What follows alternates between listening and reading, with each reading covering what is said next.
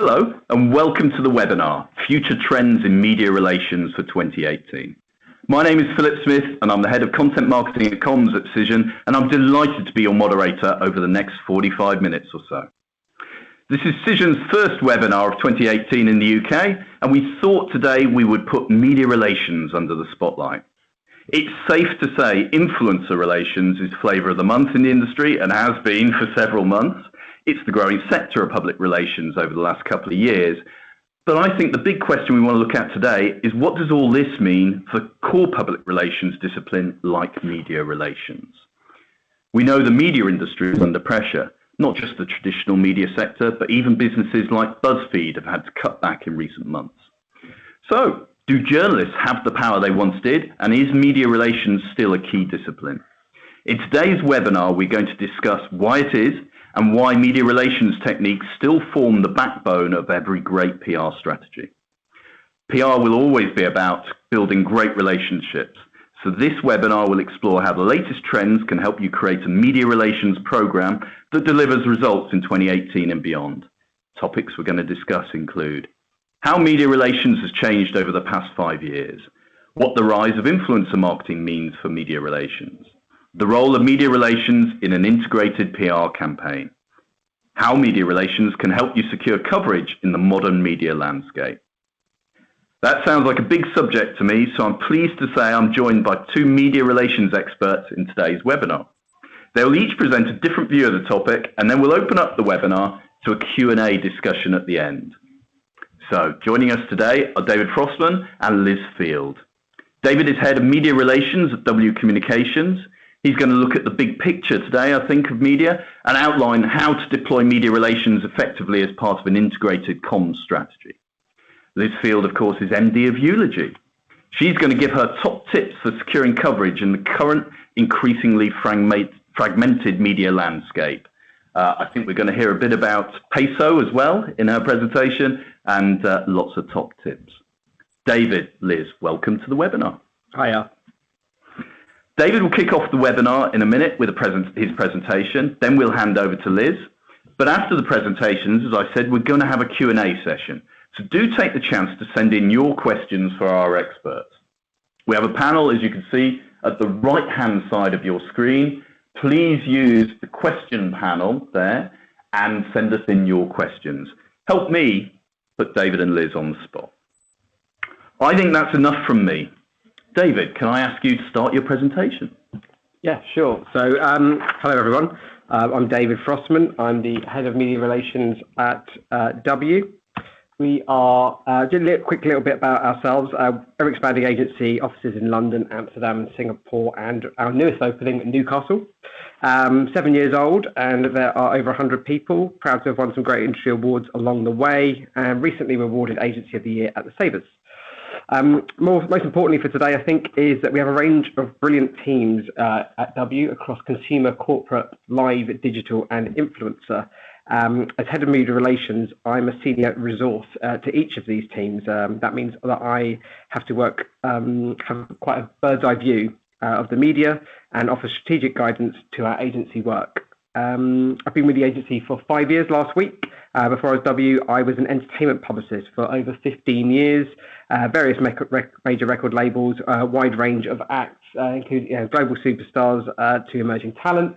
But that has given me a good sense of the media, the changing media landscape, and obviously when you grow up for 15 years with journalists that go on to become senior figures at their publication, it's obviously very helpful and a good network of media contacts to have along the way. So I thought for this presentation, I'll just do some scene setting slides, and then I'll talk through a few topics to give you my overview of the current state of media relations, and sorry if I ramble. So the first sort of the question of, so how has media changed over the years? Well, I think the key thing is that essentially media relations hasn't changed much at all in some respects. The bad news is that almost everything has changed, and that does affect delivering a top-tier media relations campaign. It makes sense how look at the evolution of media slide here. In 2006, just to take you further back to sort of really scene set, social media brought a revolution of how news was broken and distributed. Obviously, the emergence of Twitter became the editor's eyes and ears This meant that social media users were shaping the way the mainstream media reported on the world. These blogging platforms and the smartphone revolution sort of democratized the media. Power slowly began shifting from the traditional media barons and rested with the man on the street. As a Twitter user, you were a media owner, and with the emergence of Instagram later, you could sort of shape lifestyle, sell product. In this new world, it emerged that you didn't need to be a celebrity to attract attention or wield power, or indeed be a journalist. Social media created its own stars from across fashion, politics, and entertainment and technology. These new experts found their own audiences, and slowly people's opinions were being shaped by non-traditional media. The age of the influencer was underway. So this is all very exciting. People power, media getting real-time sense of their audience reaction. I think you'll agree, exciting times, but perhaps not. The power shift, along with the ever-increasing access to the internet, hit traditional media hard. Obviously, there are other factors involved, but let's be honest. And I think this sort of graphic shows it, and we all feel it as well. Anyone who's dealt with media day in, day out for many years can sort of sense that there's been a huge change. Print, often where real news was broken, declined, and funnily enough, at a similar rate to how social climbed up. Social climbed. So back to the point. Social has challenged and weakened traditional media, you could say. These two factors have had a really big impact on our dealings with the media. As PRs, media companies at the end of the day are businesses. The decline in audience for them means a decline in revenue, and this has meant slashed budgets and less staff. Sorry about that. Remaining staff are generally having to do a lot more with a lot less, catering for multiple platforms within the media title, print and digital, all the while having an eye for stories and content that will engage readers and drive social reach. They're time poor and hungry for quick wins for their editor. This has given birth to the explosion of ideas and stories that are built around, if not complemented by, digital content to feed a desire for media outlets for engaging, shareable content that will drive social engagement. The traditional picture story still exists, but it's been superseded by content story in the social age. So in our time-poor, highly pressured world for our media friends, they just don't have time to spend sifting through the hundreds of cold pictures they receive each day, as I'm sure lots of you know. This means more than ever, a strong media relations is key to delivering results for clients. Thankfully, the core ingredients in good media relations hasn't changed, the relationships. I can tell you they're worth the weight in gold. Having as many meaningful relationships with media as you can across a wide range of publications is key. You can leverage these to inform your ideas and inform your pitch, for your pitching for new clients or new biz ops, which you can be safe in the knowledge will virtually guarantee coverage. Investing and building in these relationships is the best advice I can give. Once you have them, they will stick with you throughout your career and you can really reap the rewards. You're also able to second guess what types of stories they will like, making pitching ideas you hadn't developed yourself to be a breeze. I remember once being called in to help another team to land a hero piece of coverage for a brand new client entering the UK market in a tech category. It was a cracking idea around superheroes, and I knew a guy at the Sun, quite senior, and I knew he was a massive geek as a teenager. So I, sent it his way. Sure enough, in 30 seconds he got it. It was on, and 3 days later we had a double-page spread in the Sun. Client was over the moon, and it was, it did the job, and that's just simply that saves a lot of time sifting through media lists and compiling media lists, just knowing that stuff. Now you can't know everyone, and you can't know everything, but the point is, for especially any young sort of PRs listening in, is that those relationships, like I say, are worth the weight in gold, and it's the best piece of advice I can give, which is to make relationships. Go for coffees, go for breakfast, go for teas. You could even cyberstalk people on their social feeds to find out their key interests and pick up conversations that way. But it really is really tough out there. I can see how tough it is in the many years I've been doing it and how hard it is. And we now live in an age where journalists don't have signatures for fear of leaving their phone number so no one can phone them. But that's what you have to go. That's what you're up against out there when you're pitching stories. So it is really key. We'll come on to, I'm sure we'll have some questions on that later. And then I just wanted to do a little bit on some influencer marketing theory. So the landscape, which does feed into media relations, don't worry. So the landscape is looking quite different. And I think it's important that the industry gets to grips with the basics of influencer marketing. There are some great people doing great work, but I think there's still a lot to do. As I've outlined, these influencers and the influencer age we live in are a new media platform that we should integrate as part of our overall campaigns. I take it upon myself that although maybe traditionally the title of head of media relations may still feel like I'm basically head of old media. I take a very keen interest, as I should, in new media, and which includes social media. And in the age of traditional media are trying to stay relevant and engaging to their audience, they too are informed by these influencers.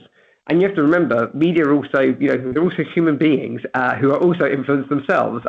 So sometimes it's very easy to think these people are very different from you and I, and they're really not. And the point is, if you can crack social media and influencers, it's a win-win. You're driving interest in the real world, which can then be sold back to traditional media as a thing, as a scene, as a tribe, which then in turn gets you media coverage, which then spurs on other interest and the consumers to understand the brand or get to know the brand that your client. So, what does social media marketing mean for media relations? The PR industry has always been in the business of influencer marketing. What is media relations if it isn't about marketing the interests of our clients to those who in turn influence public opinion? Critically low, our role has always been on setting earned profile as opposed to paid, and in an era where influencers are increasingly being paid to promote products and brands, and one where they're increasingly seen to and exposed for doing so, the earned component of our influencer marketing is critical to building trust and deepening engagement.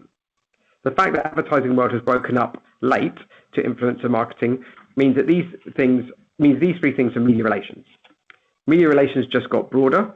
We need to apply the soft selling skills we have to develop through a career of working for media influencers to a broader influencer environment and understand the nuances between working with journalists backed by media brands and bloggers with their own businesses. We need to be more wise to the commercial side. Just as in media organizations, the Chinese walls between commercial and editorial have come down. So media relations need to be more central to any commercial agreements with influencers, and arguably need to fight harder with media agencies to be part of that discussion. The nature of media relations means that we need to be very immersed in, connected within, and knowledgeable about the sector about which we have media conversations. As less informed players come into the influencer mix, it should be the role of media relations to add intelligence and insight into the mix. And then finally, on the topic of media relations in an integrated PR campaign, as with influencers, media relations within an integrated PR campaign has not changed dramatically, and it was all about earned profile, ensuring that integrated campaigns travel beyond the bounds of ring-fenced ads and 30-second spots to fuel conversation on social media and beyond, and drive deeper audience engagement. We cannot hope to compete with the wallets and bought reach of media agencies, but we can deliver much more encouraging campaigns by doing three things. Being an integral part of a campaign development from the start, both in terms of developing and refining ideas, and in terms of bringing up our deep category insight and connections into the interagency group. Owning the 24/7 monitoring of the campaign. Media relations is as much a reactive as a proactive discipline, and we're all well used to managing media crises. Social media brings in a whole new dimension to crisis that requires similar skills. Sweating the assets. A good media relations pro will be able to wring every last drop of engagement out of the story, providing they've been involved in the development of that story. So they can be key in securing the long tail coverage that is required to drive buzz. And lastly, on how media relations can help you secure coverage in the modern media landscape. This is a quick one. Surely media relations is the only way to secure media coverage in the modern media landscape. Perhaps the answer to this question is more around managing the message. Any idiot can put something on social that media might pick up on. Where media relations comes in is designing that something in a way which is much more likely to get picked up and managing how that something is messaged outside the social environment. So recently we did a quite obvious thing, but it worked really well, which was we had a brand new donut brand come to the UK, and it was real mass market, and they would love to have sponsored the X Factor, for example. And we asked them what their ambition was to get reach, but they couldn't do that, and they didn't have the money for it. But essentially, they came at a time where it was the I'm a Celebrity Getting Me Out of Here show. So we basically told them, create a bush tucker trial donut, with loads and loads of bugs, get it all set up, get it out on social, and we'll create a load of media drops, tip off all the journalists it's coming. And it worked really well. It was Holly and Phil ate it live on This Morning. It was all over the radio, all over the press. Every national covered it. And it's little things like that, which, although seem obvious, it's the setting up and the background briefing of the media, and knowing the media, knowing what type of media like it, knowing how they need to get that, when they need to get the picture, when they need to get it on the desk, the imagery, everything supporting it, as well as a behind-the-scenes video, and just getting all those assets ready and making sure they're editorially focused makes all the difference. And that's my presentation. I will just say, apologies, we'll update the deck, because I think I may have sent the wrong deck, because some of the slides later on didn't show up. That's not my host's fault. It's our fault. But that's my presentation. Thank you. Actually, that will be value added then, David, because we always share a deck and the recording of the webinar with everyone who's registered for the webinar afterwards. So do look out for that. I also have to apologise to anyone who's tried to eat whilst they're listening to this webinar for that description of a donut covered in bugs. But that really brought the topic to life. Any questions you have for David and for our next speaker, Liz, please do send them in to us through the question box on the right-hand side of your screen, and we will get to them at the end of Liz's presentation, and we shall have plenty of time for your questions. So please send them in. Liz, I've said far too much again. Can I hand over to you for your presentation? Thank you very much, and thanks, David. David and I did speak, obviously, a little bit before this, with a view to hopefully giving everyone who's listening in and not doing any work at the moment a chance to see a sort of broad range of views and opinions on this very, very broad topic of future media relations. It's quite a mean one. When the request came through for us to speak, everyone, in our sort of senior team said, no, not doing that, not doing that, not doing that. Hence why I'm here, team. It's something that actually I'm personally very passionate about, and that's because I've had a long-standing passion for the media in this country. If anyone can hear my slightly different accent, I'm from New Zealand, where media relations is a very different ballgame because there aren't that many media, to be honest. I unfortunately started my career a very long time ago when we faxed out press releases if they were really urgent. Otherwise, they went in the post. And when I explain that to some of our sort of new young starters now, their eyes sort of bug out a little bit. It's quite hard to comprehend, and it does make me feel very old. It also makes me realise just the enormous pressure that our teams, and I think in every agency and every sort of environment, are under these days. It's far too fast-paced. There's never enough time. Luckily, that change from when I started to where we are today has brought about some really, really exciting things in our industry. And I'm really grateful to be working in this world now, given all the changes that have gone on. Sometimes I find it a bit too exhausting, and I do question my sanity, as I'm sure we all do sometimes. But luckily, as David pointed out, any decent campaign now to stand a chance of succeeding has a really broad remit that it can touch into. So whilst we may look at the rise of influencer marketing as a threat to traditional PR and media relations, I personally think it's of massive advantage because we all of a sudden have a much wider toolbox in which we can dip into. And the reason that's happened is because consumers have asked for it. Influencers, as we call them, we created them, the public created them. We liked them, we shared their stories, we clicked on their links. They didn't create themselves. So if we want to point the finger at anyone to blame for this rise in, I guess once upon a time we just would have called it sort of celebrity-itis, it really is ourselves. Influencers today are the celebrities of yesterday. We just call them something different, but there's a very different business around it. They exist in order to service their own business needs, whereas celebrities were usually famous and are famous for something else. So it's a different world, but it's not that different from the core elements to where we sort of all were working a very long time ago. As we all know, some influencers are great, some are not so great, and there's a lot that sit in between. The value of a PR professional is to understand where that sits and where that relates to their client. Media relations today, we don't talk about it in relation to just what we'd say traditional media, those print publications, the newspapers, however you want to describe it. Media relations to us now is everything that you see on that screen and everything else that couldn't fit on it. So it's a really broad mix. And I guess the other thing I just wanted to say about this is, the topic of this discussion is all about the future of media relations. I mean, who knows, right? I'd be an idiot to try and predict where it's going and what's going to come down the line. The only thing we do know for certainty is that it will definitely change, and that's a really exciting thing. But it's going to change in the same way that TV formats change, in the same way as magazine formats change, newspapers change. It's all going to change, and it always has. That's probably the oldest truth there is in this world. So anyone who wants to succeed has got to embrace that very excitement that change brings. If you get frustrated by it, if you get bored by it, you really need to think about finding another career. On that, I'm a massive believer, and not everyone is, but I'm a massive believer that journalism is thriving.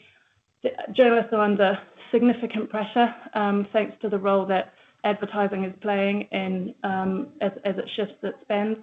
But the demand for credible news analysis, given the state of the world, seems to be rising, and that's only a good thing for PR professionals. It's quite easy in these moments to talk a lot about the consumer engagement and consumer campaigns, but I think it's important we remember the role that corporate comms and B2B plays, and the challenges that they have, which are mirrored for that sort of consumer angle as well. Journalism is not dead. It's going through some real tough times, and I think we're going to see an ever decreasing pool of journalists under increasing pressure. They are being asked, as you all know, they're being asked to write more copy for more platforms for less money in a shorter time frame. Who wants that job? That is hard work, and it's evidenced by the fact that more and more journalists are moving into the dark side of PR, and we obviously welcome them enormously. All applications via our website, please.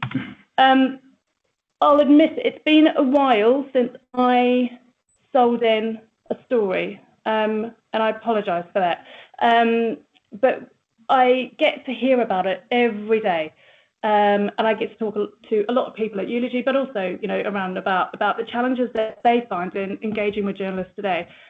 And it nestles down to two sort of areas. One is clients, and the challenge that our clients in every agency or in-house clients provide, which is trying to achieve too much with a story. And I think David made the point earlier that simplicity is really key, creativity, making it stand out, and then time. Journalists don't have enough time, influencers don't have enough time. We certainly don't have enough time, and that's the problem. That's the nature of the world in which we work. I guess the piece of advice here.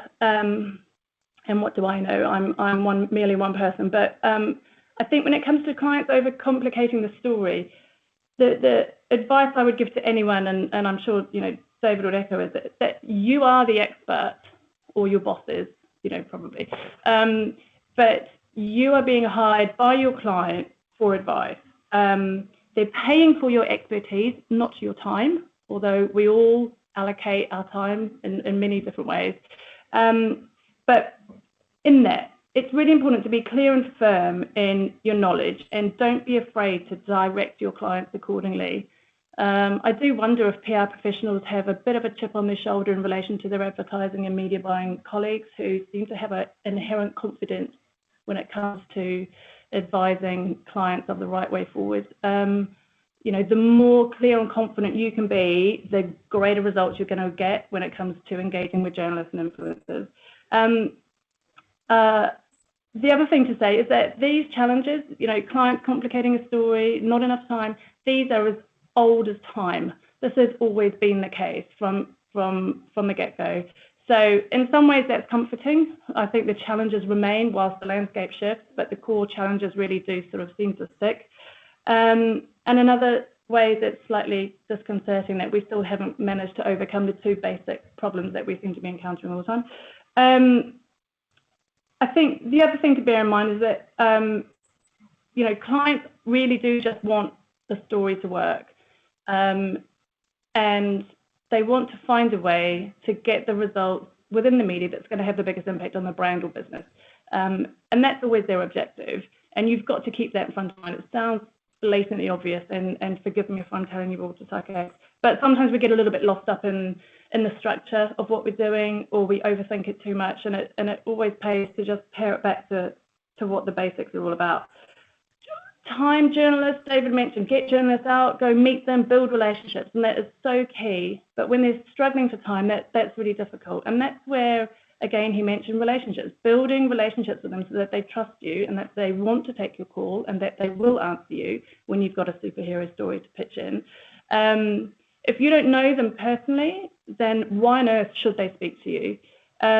The problem is as well that it's a massive, massive market. They are literally hounded, and they get thousands of emails a day from us lot, and no one wants that. So if you're going to stand out, you've got to find a way to make it really memorable and lasting. And that's where good media relations skills come into play, and that's where the real experts, I think, start sort of floating to the top. And they're the exciting ones to work with. The other thing to bear in mind, journalists aren't paid gazillions.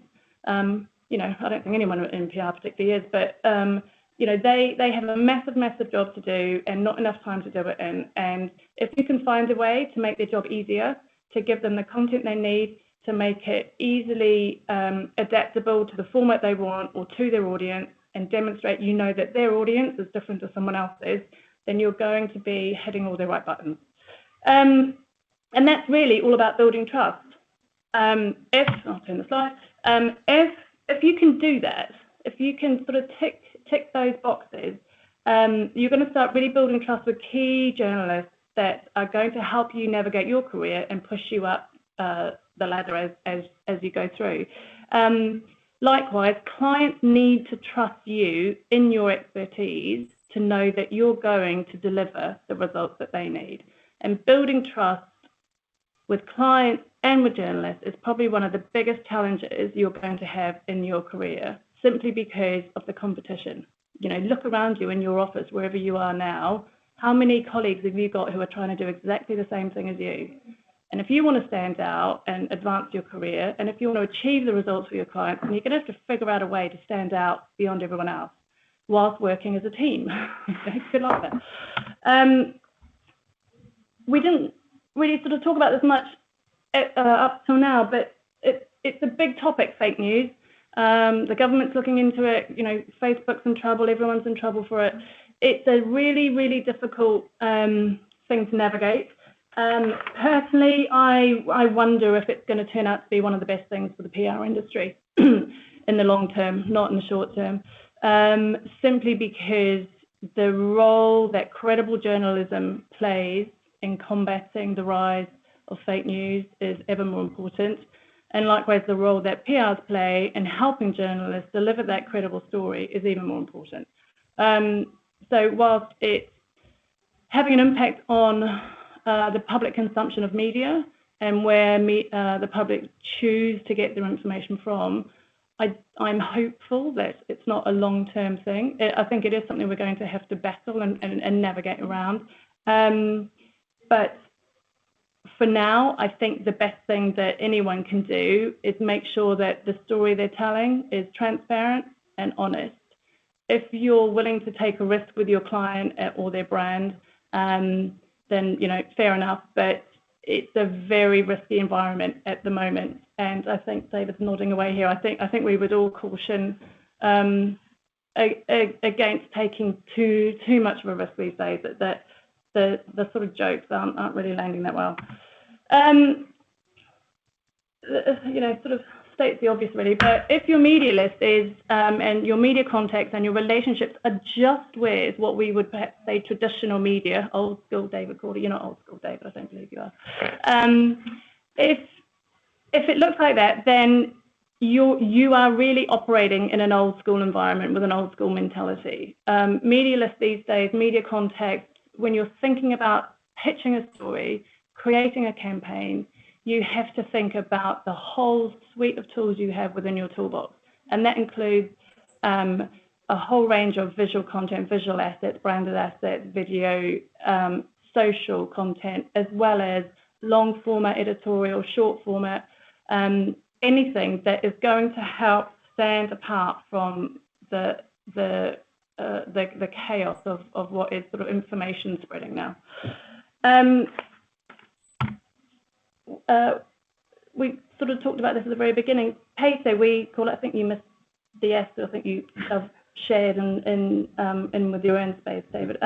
Drop the S. Yeah, exactly.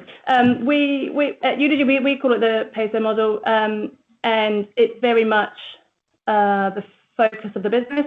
So everything we do fits into one of those boxes, and everything we think about in relation to a client will absolutely go through that sphere. So we don't just think about whether we can get some media coverage, whether we can get some cuttings for a client.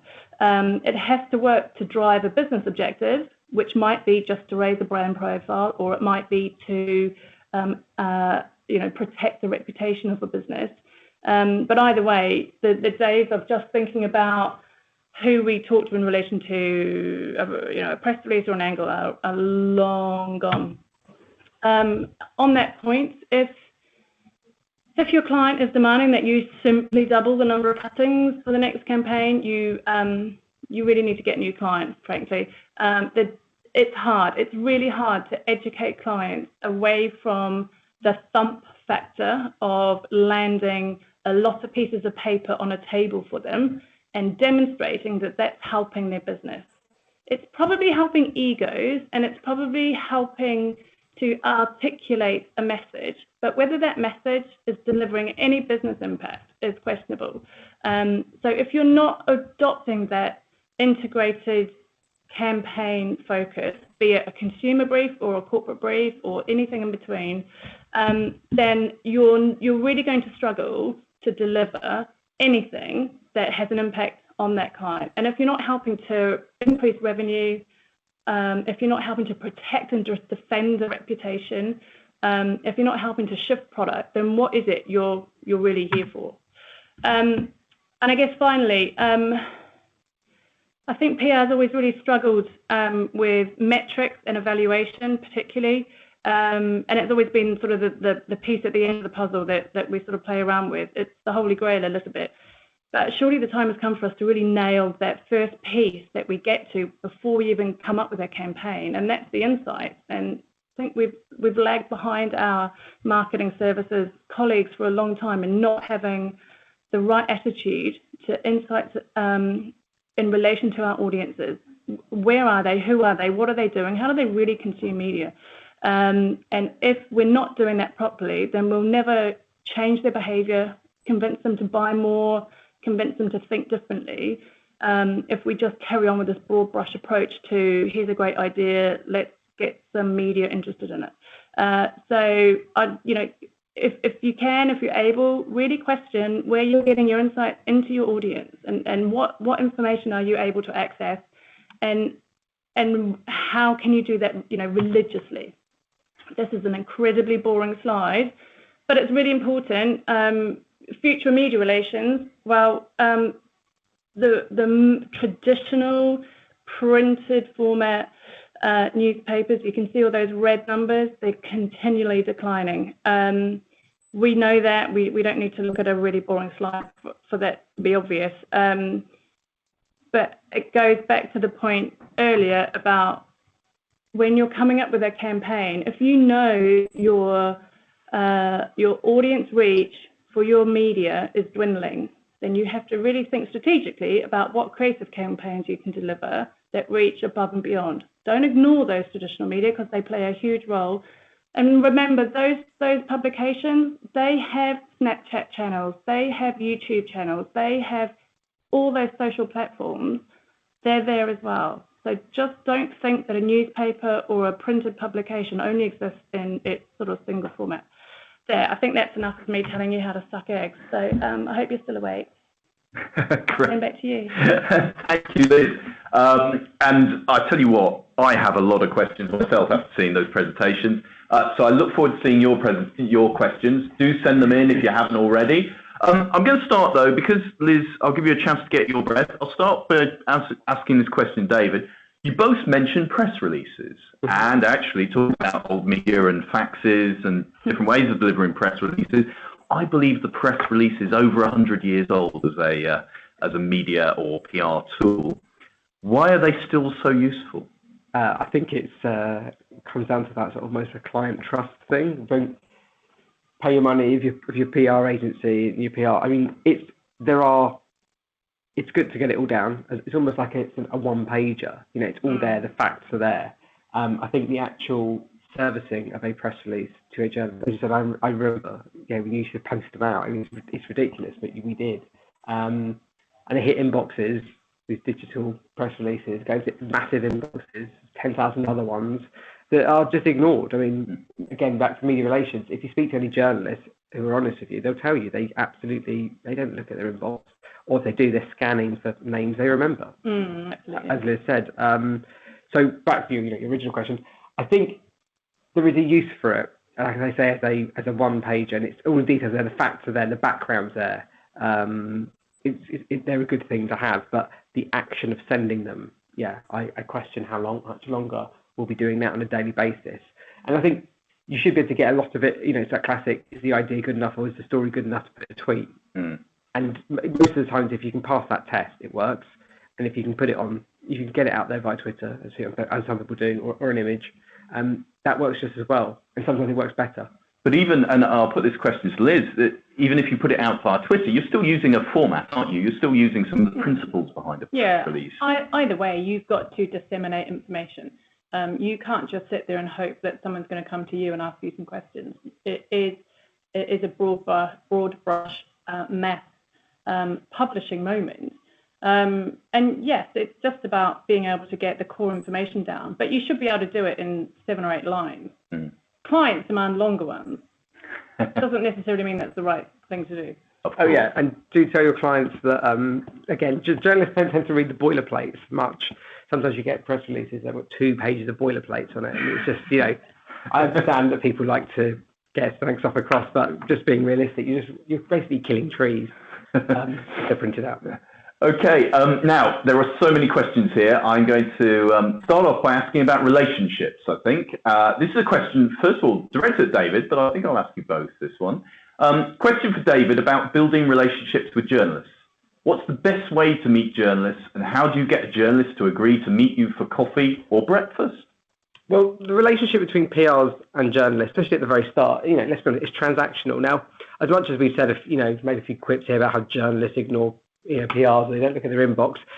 There is a need for PRs. We're the ones that have got information. We're doing great work with our brands, and sometimes we're doing work with great causes, etc. So journalists do realise there is a value in having a Rolodex full of PR contacts. They have a beat to cover, no matter whether it's something very commercial and corporate or it's something more fun. But there would be an interest. The reason why they got into journalism was to write about something they're interested in, and if they managed to make a career out of it, someone's paying them to cover something, whether that's news, business, lifestyle, LGBTQ issues, anything, So it helps them to have contacts in that area. And, what better a contact is a PR? PRs are there to get stories out there. A good PR is on the lookout to get, to share information with journalists. So the relationship, the reason for the relationship is key, is obviously there. What you need to do, in a more practical sense, is sell the best thing you've got to them to make you seem more important. If you're the gatekeeper and you happen to represent what is a very cool, well-known brand, then use that. Even if you're not wanting to talk to them about that brand this week or next week, if on the horizon in 6 months' time you may be delivering something or potentially be able to deliver them something on something which is very interesting and sexy to them, then use it. Make sure it's the first thing you tell them you do and that you want to take them out for coffee. Similarly, like I joked earlier about cyber stalking, just the human interaction of knowing that someone else is also a bit of a geek for watching The Crown, and you happen to say, oh my God, I saw your tweet last night. Sorry if it sounds stalkerish, but I totally agree. all of a sudden you're two human beings, have that personal moment where they go, oh God, you know what? Maybe I should go out for a coffee with this person. And that's what you need. Use anything you can to get them out for coffee. And I'm being honest, it genuinely works. And once you're sitting over coffee, having a coffee with them, that's all you cared about. You just need to get them out for that moment. Liz, I want your take on this, but I've got a question that slightly gives it a different angle. So I'm going to read this one out as well. And that is, how do I get journalists to go out for coffee with me? I'm a JAE, and I feel as though my title immediately puts them off. Even editorial assistants say they are busy. How can I approach them in a different, innovative way? Any personal experiences with this? Oh, wow. Gosh, now you're wrecking my memory. Yes. I, in the dark days, I think the thing to bear in mind is that if you can make it easier for a journalist, i.e. give them more than what they're expecting, then they're more likely to snap your hand off. So if you're going to a journalist, and if you're a JAE or more senior, if you're going to them with just one story and you're saying, I really would love to take you out for coffee, just be great to talk to you, blah, blah, blah. Unless there's something in it for them, then you can't blame them for not being interested. But if you tell them that you represent 5 or 6 or 3 or 4 or however many clients, or that you have a particular sector specialism and you want to talk to them about this, then knowing that they can get a lot more out of you than just one client or one client information, then you're going to be a lot more attractive. With JAs at Eulogy, they always shadow someone more senior when they do media meet and greets. So if wherever you are, I'm sorry I didn't catch your name, but I would urge you to ask a colleague, someone more senior, who perhaps has more confidence or is more experienced in engaging with a journalist in those moments. Get them to do some of the hard work with you and shadow them a little bit. Once you meet them, it's up to you to build that relationship. Yes, finding journalists at your similar level is really important, because a junior reporter today is a senior reporter on a business desk tomorrow. And the more you can sort of match yourself with similar colleagues or similar peers at that level, those are the long-term relationships that will really pay dividends to you. But it's hard. There's no simple solution. I don't have a magic wand, I'm afraid. Tenacity, being a bit interesting, frankly. If you're sending them an email constantly saying, "Would you like to go for coffee?" That's just boring. So you're going to have to dig into that creative toolbox a little bit. Great. Bribery work. Bribery. Send them stuff. Work out where their offices are and work out where they might be drinking after work. I mean, honestly. I would add to that, actually, as an ex-journalist, an ex-B2B journalist, I always found it that I met a lot of PRs at events. So if I was covering a conference that was in my sort of patch, I think it would always be a good idea for a PR to be out there and understanding what's going on, but it was always a good place to network with journalists. We have lots of questions about influencers and the connection with media relations. The first one's about some examples maybe of campaigns, and I'm going to start with Liz on this one. Do you have any examples of strong campaigns where you've utilised influencers rather than traditional media coverage?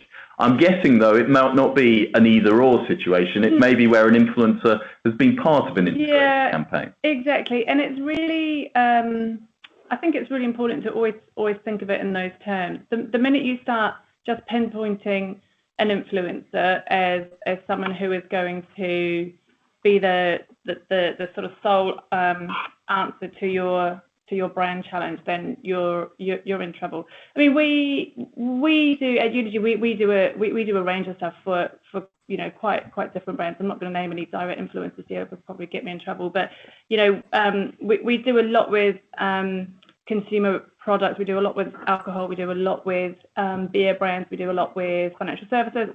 And the thing that we find that works the best is to ensure that we're approaching an influencer who understands precisely what it is we're trying to achieve, who is respected and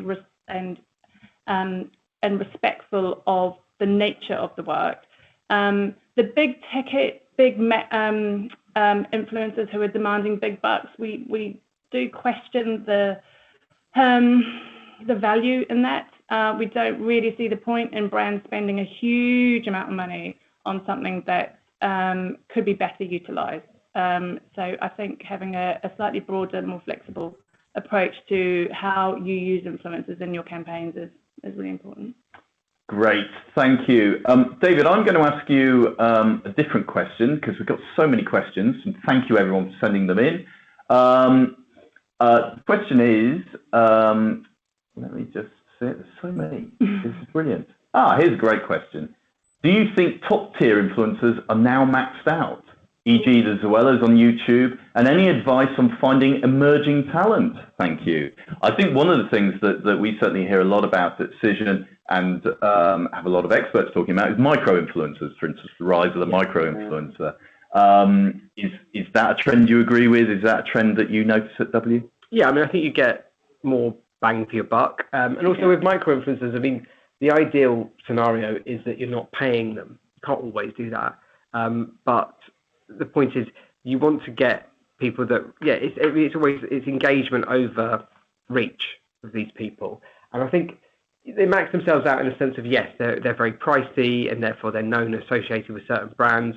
If you can, it's back to what Liz was saying, that there's something about the output of whether this is shareable, are we engaging, what's the business, what is our client's business goals?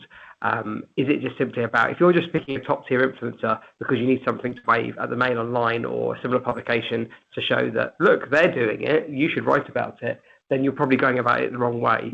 And also these people, so their numbers are great, they're staggering, but let's be honest, if you probably put them through one of those systems that checks for fake followers, there's a few numbers that drop off. And similarly, there are a broad range of people following them. So in short, the answer is yes. I think top tier influencers is definitely not the one to go after. Micro influencers is a world where everyone's now pushing to get some traction. And I think it does. I think it makes sense. It's low level. Usually, there's no cost involved. But what you do need to do is you need to go out and do your research, which is the second part of your question, which is when it comes to emerging. Look at their followers. Look at what their followers are doing. See if they're part of a network, a bit of a tribe, a new tribe that's coming through. And depending on the world that you're sort of looking at, or the part of the lifestyle you're looking at. But yeah, spend some time.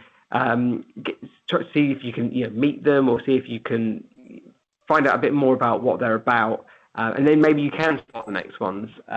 What you don't want to do is put all your heart and soul into several influencers, micro influencers that just turn out not to happen, because then the client's always obviously asking what happened with that approach. But at the same time, you can see who else is working with them. Sometimes it doesn't pay to be the first person to do a deal with someone or use them. Sometimes you might want to just follow that one or two just to make sure they did some work and you saw the results and you saw what they produced for the brand or your client. And therefore you've got a bit of a case study, which means you can kind of go into the client confidently saying, look, this is the sort of work they do when they do work with brands. Great. I'm going to ask another influencer question. And Liz, this is because you mentioned fake news, actually, and you talked about regulation and how some of the social sites are in trouble for this. The question is, do you think that the regulation of social media sites will affect the work of influencers and their impact? Oh, of course. The question is to what degree and whether it will be negatively so or positively so. Yes, absolutely. I think it's, the impact is going to be felt in the transparency, really. Influencers are going to have to be a lot more obvious, probably, about what it is they're supporting and how they're doing it. And that's only in the consumer's benefit, surely. No one likes to feel duped, and no one likes to think that someone's only saying something because they're being paid to say it.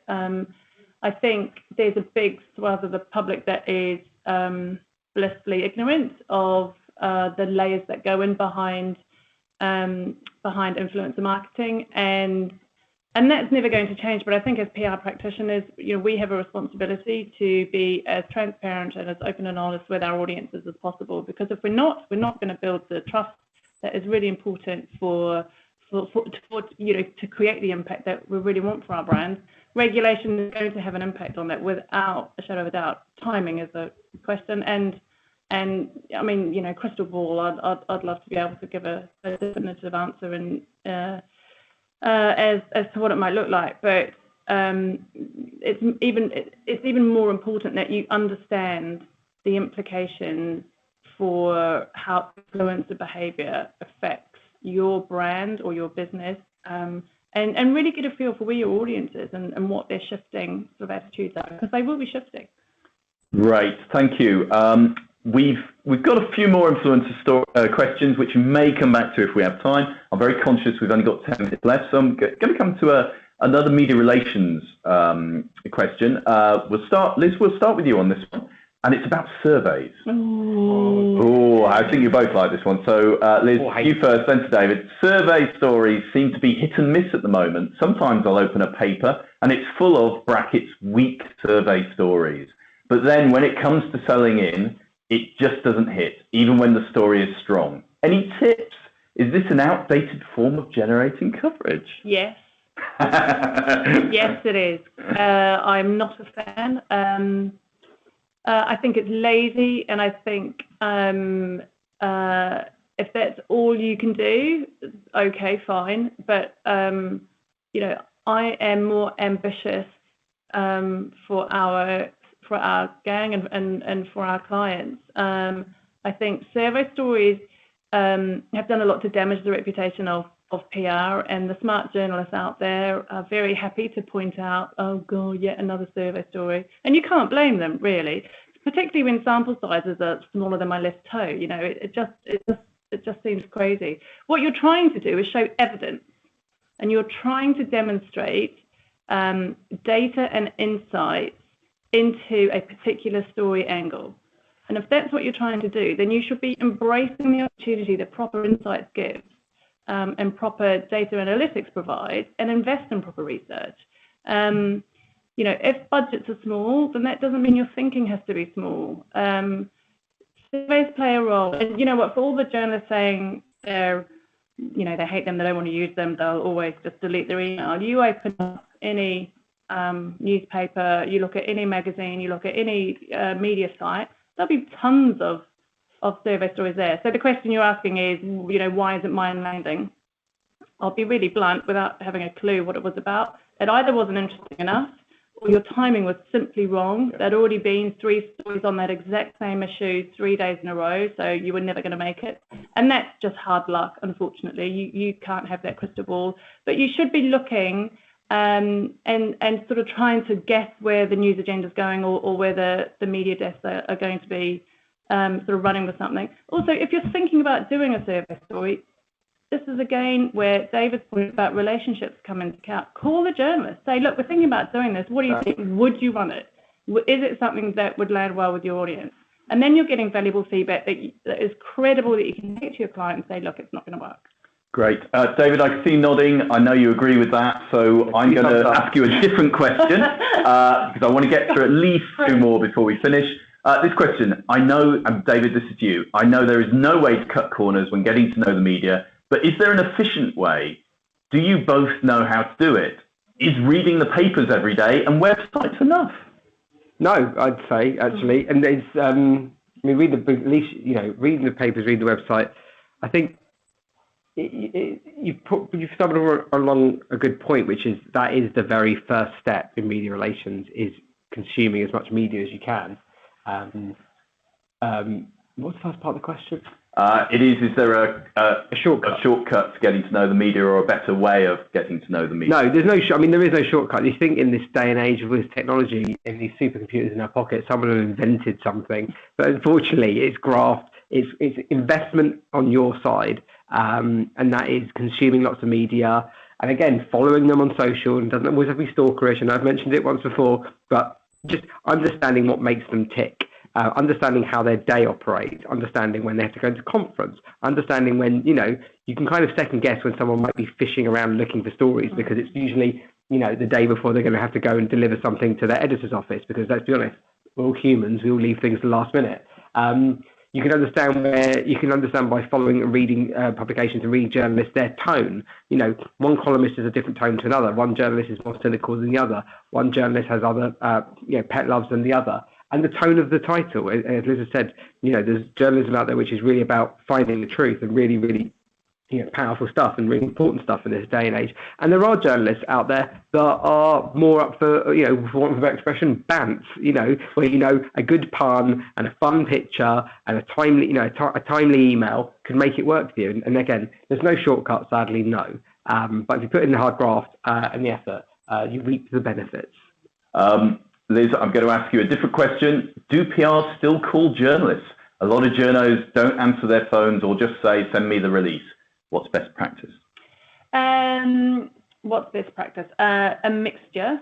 Yes, you should still call them, but you have to know them well enough to know when to call and when not to.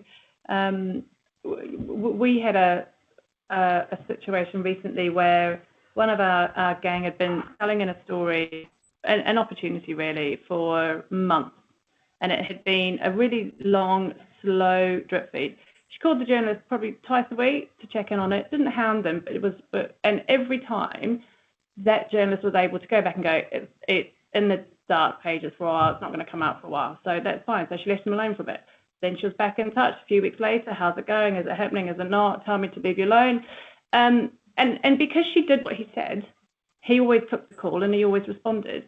It came out. It was a massive article in the FT, and it took 4.5, nearly 5 months in development. And I think it's about knowing when to email. Fine, give them the basic information on email. If they're not returning your call, it's because they're either just really busy and can't, or they're not interested. You've got to find ways around it because you're one of hundreds of people trying to get hold of that person. Yes, you still need to call, and yes, they don't answer, but you still have to keep trying. Great. One final question, because we're right on the cusp of time, and that is, and I won't read it out verbatim because it's got a slightly rude word in it, but it's basically, how do you send an email that cuts through all the clutter? So have you any tips for a good subject line to get a journalist to notice an email? David? No one-size-fits-all approach. Try to be quick. I think there are different methods. You can just literally highlight the section in which you're pitching for. So in the subject header, if it's for news, if it's for their column, if it's for, the details section of GQ, one for details, colon. It helps them filter where you're thinking it's from. Being sort of slightly humorous and funny doesn't hurt sometimes to get attention if you are indeed funny. And yeah, if you can shorten it and give them the bit of the story, if you can give them the story in the subject header without making it a massive subject header, all the better, because you are looking at a screen, hundreds and hundreds of lines. It's like looking at a horrible Excel spreadsheet, which we all know we hate doing. But there is no one-size-fits-all approach. I'm sorry. And keep it short, make it relevant, make sure that within 30 seconds of them reading that email, they get it. And if it takes longer than that, then you've lost them. Brilliant, thank you. And thank you both so much for putting so much insight into that webinar. Thank you everyone who sent in your questions. I'm really sorry if we didn't manage to answer your question. There were so many. It's great to see them though, and I hope we covered the areas that you were looking into.